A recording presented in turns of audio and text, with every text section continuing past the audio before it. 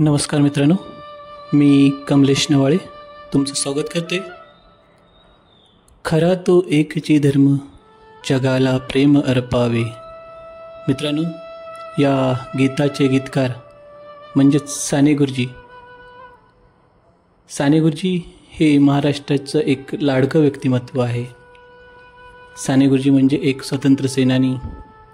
साने गुरुजी म्हणजे एक महान लेखक. साने गुरुजी म्हणजे मातृवत्सल मुलगा. साने गुरुजी म्हणजे एक आदर्श शिक्षक. अशा अनेक उपाधी साने गुरुजींना देता येतील. आपल्या लिखाणातून त्यांनी मराठी भाषेला एक नवीन उंचीवर नेऊन ठेवलेले आहे. आपल्या अवघ्या 50 ते 51 वर्षाच्या आयुष्यात सुमारे 25 ते 26 वर्ष त्यांनी सामाजिक कार्य केले. तसेच या 50 ते 51 वर्षाच्या आयुष्यात 6 ते 7 वर्ष इंग्रजांचा तुरुंगवास भोगला. अनेक कथा, कविता, कादंबऱ्या, वैचारिक लेखन हे साने गुरुजींनी अनेक वेळा तुरुंगात बसून केले आहे. त्यापैकी अजरामर असे पुस्तक म्हणजे श्यामची आई. श्यामची आई हे पुस्तक वाचले नाही असा मराठी माणूस दुर्मिळ आहे. त्यांनी जवळजवळ 113 पुस्तकांचे लिखाण केले. साधारण वयाच्या 25पासून ते सातत्याने लिहित होते. अशा या परमपूज्य साने गुरुजींच्या आयुष्यावर आपण थोडक्यात नजर टाकूया. साने गुरुजींचे संपूर्ण नाव पांडुरंग सदाशिव साने असे होते. साने गुरुजींचा जन्म 24 डिसेंबर 1899 रोजी कोकणातील रत्नागिरी जिल्ह्यातील पालगड या गावी झाला. साने गुरुजी हे मूळ खोत घराण्याचे होते. पूर्वी खोताचे घराणे म्हणजे अतिशय श्रीमंत आणि थाटामाटाने आयुष्य जगणारे कुटुंब असे मानत असत. परंतु साने गुरुजींच्या बाबतीत तसे नव्हते. त्यांचे आजोबा श्रीमंत व खोत घराण्याला शोभतील असे होते. परंतु त्यांचे वडील सदाशिवराव यांच्या काळापासून त्यांची आर्थिक परिस्थिती घसरली. त्यांची आर्थिक परिस्थिती इतकी घसरली की त्यांचे राहते घरही जप्तीला गेले होते. पिढीजात आलेली श्रीमंती साने गुरुजींच्या नशिबी नव्हती. पण आईने केलेली शिकवण, आईने दिलेले उपदेशाचे डोस साने गुरुजींच्या जडणघडणीला कारणीभूत ठरले होते. साने गुरुजी हे एक अतिशय सुंदर असं समाजाला प्रबोधन करणारं एक उदाहरण आहे. साने गुरुजींच्या बाबतीत विचार केला असता साने गुरुजींनी इंग्रजी साहित्यामध्ये MA ची पदवी मिळवली होती. शिक्षण पूर्ण झाल्यावर त्यांनी जळगाव जिल्ह्यातील अंबळनेर येथील प्रताप हायस्कूल येथे शिक्षक म्हणून 6 वर्ष काम केले. प्रताप हायस्कूलच्या वसतिगृहाची जबाबदारी सांभाळत असताना त्यांच्या शिक्षक वृत्तीला अधिक वाव मिळाला होता. साने गुरुजींनी आपल्या वसतिगृहातील मुलांना स्वतःच्या उदाहरणावरून स्वावलंबनाचे धडे दिले होते. आपली सेवावृत्ती शिकवली होती. अंमळनेर येथील प्रताप तत्त्वज्ञान केंद्र येथे त्यांनी तत्त्वज्ञानाचा अभ्यास केला. साने गुरुजींना तामिळ, बंगाली, हिंदी, मराठी आणि इंग्रजी भाषा येत होत्या.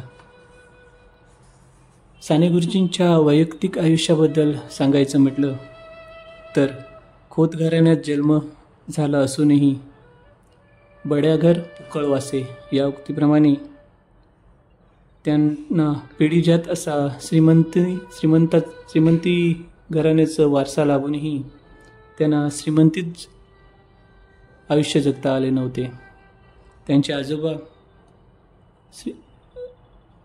आजोबांच्या काळात श्रीमंती ही होतीच, पण त्यांच्या वडिलांच्या काळात म्हणजे सदाशिवराव यांच्या काळात त्यांचा घराण्यात ची आर्थिक परिस्थिती खूप खालावली होती.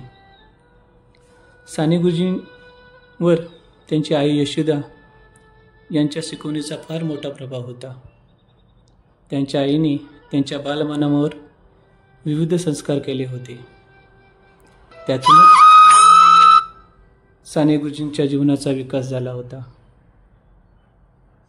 साने गुरुजींच्या समाज सुधारणेतील कार्याबद्दल आपण थोडक्यात माहिती घेऊया. साने गुरुजींवर महात्मा गांधी यांच्या विचाराचा खूप मोठा प्रभाव होता. गांधीजींनी सांगितल्याप्रमाणे ते स्वदेशी म्हणजेच खादीच्या कपड्यांचाच वापर करत असत. 1930 साने गुरुजींनी शिक्षकाच्या नोकरीचा राजीनामा दिला आणि महात्मा गांधी यांच्या सविनय कायदेभंग चळवळीत त्यांनी भाग घेतला. इसवी सन 1928 साने गुरुजींनी विद्यार्थी हे मासिक सुरू केले होते. दुष्काळात शेतकऱ्यांची कर्ममाफी व्हावी म्हणून त्यांनी खूप प्रयत्न केले होते. इसवी सन 1936 जळगावतील फैजपूर येथील काँग्रेस अधिवेशन यशस्वी होण्यासाठी त्यांनी खूप मनापासून कार्य केले होते. इसवी सन 1942 भूमिगत राहून स्वातंत्र्याचा प्रचार त्यांनी केला होता. साने गुरुजींनी राष्ट्र सेवा दल या संघाची स्थापना केली होती. जातीभेद, अस्पृश्यता यासारख्या अनिष्ट रूढी व परंपरा यांचा साने गुरुजींनी नेहमीच विरोध केला होता. इसवी सन 1946 रोजी सोलापूर येथील पंढरपूरच्या विठ्ठल मंदिरात हरिजनांना प्रवेश मिळण्यासाठी त्यांनी महाराष्ट्राचा दौरा केला होता.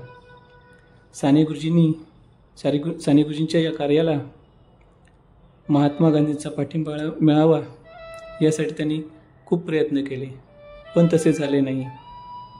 अखेर उपोषणा वाचून काही पर्याय नाही असे त्यांच्या लक्षात आल्यावर साने गुरुजी उपोषणास बसले होते. त्यांनी उपोषणास सुरुवात केली.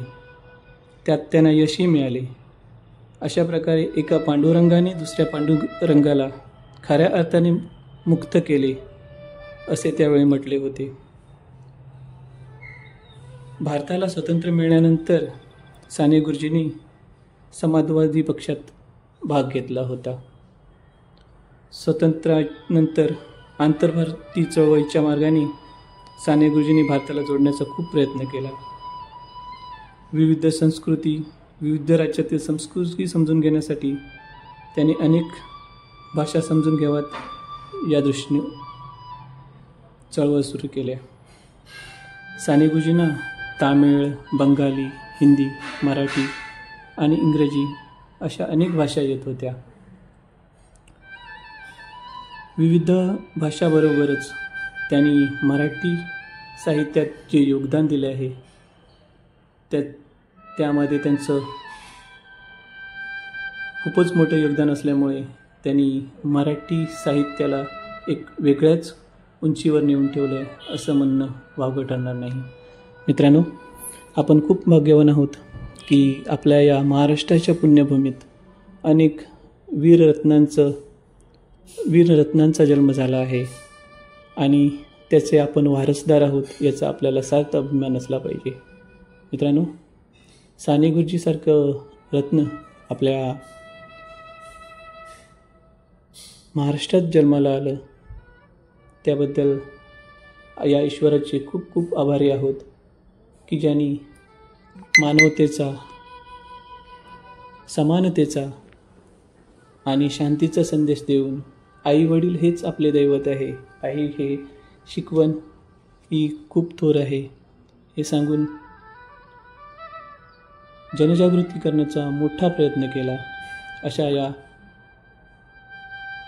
आपल्या साने गुरुजींना म्हणजेच